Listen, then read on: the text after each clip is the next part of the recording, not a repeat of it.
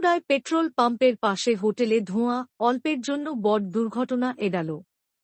চুঁচুড়া petrol পাম্পের পাশে এক হোটেলে সোমবার সন্ধ্যায় হঠাৎ ধোঁয়া উঠতে দেখা যায়।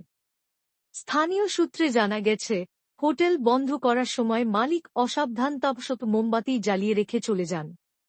অনুমান করা হচ্ছে, সেই মোমবাতি থেকেই ধোঁয়া ও আগুনের সূত্রপাত।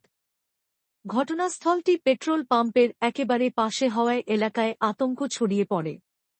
খবর পেয়ে চুঁচুড়া দমকলের একটি ইঞ্জিন দ্রুত পৌঁছে আগুন নিয়ন্ত্রণে আনে, ফলে বড় দুর্ঘটনা এড়ানো সম্ভব হয়। ধোঁয়ার তীব্রতায় হোটেলের কিছু আসবাবপত্র ও বৈদ্যুতিক সামগ্রী ক্ষতিগ্রস্ত হয়েছে, যদিও আশেপাশের দোকানগুলো অক্ষত রয়েছে। সৌভাগ্যবশত কোনো প্রাণহানির খবর নেই। দমকল ও প্রশাসন আগুনের উৎস ও ক্ষয়ক্ষতির পরিমাণ নির্ধারণে তদন্ত শুরু করেছে।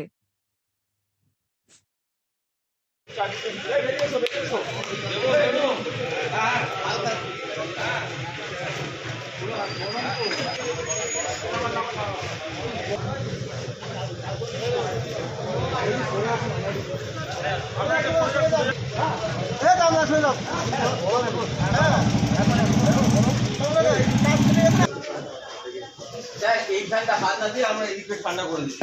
আপনার বেরোন তো দাদা, হ্যাঁ এক মিনিট হিট হয়ে গেছে গ্যাস বেরোচ্ছে দাদা, দেখি ওপরে 3 কিলো দিয়ে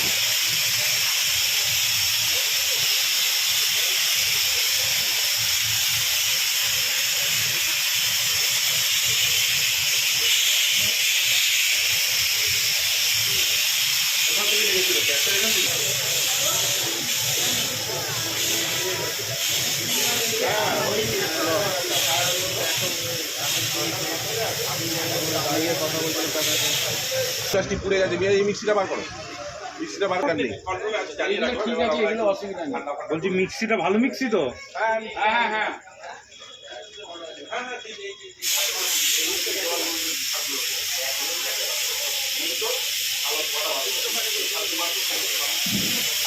ইয়ে করুন, একটু বন্ধ করুন, পাইপটা টানুন, এইখানে আর চলে আসুন, পাইপটা নিয়ে আরো চলে আসুন, চলে আসুন চলে আসুন পুরো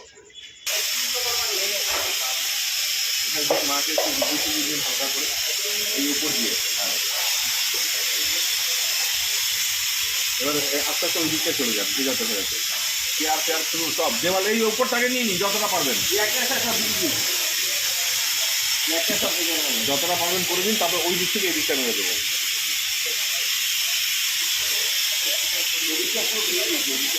আরো দেওয়াল ফল পুরো ভিজিয়ে দিন যাতে ওইদিকে না যেতে হয়। এই চেয়ার ফ্যারগুলো মেরে দিন, ওটা গেট মেরে দিন, চেয়ারটার উপরে, টেবিলটার উপরে মেরে দিন ভালো করে। এদিকে চলে আসুন, আরো পিছনে আসুন।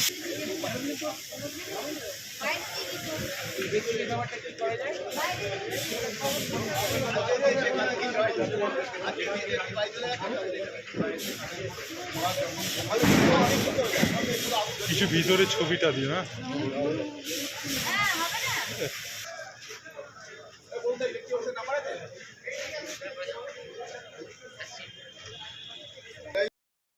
খবর পেলাম যে থানার উল্টো দিকে পেট্রোল পাম্পের পাশে একটা হোটেলে নাকি আগুন লেগেছে। তো আমরা এসে তো দেখলাম তখন আগুন অলমোস্ট নিভেই গেছে, প্রচণ্ড হিট রয়েছে।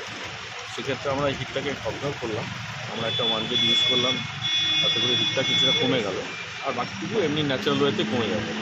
এমনি ওনার কিছু জিনিস নষ্ট হয়ে গেছে, যেমন ফ্রিজটা নষ্ট হয়ে গেছে, টেবিল চেয়ারগুলো নষ্ট হয়ে গেছে।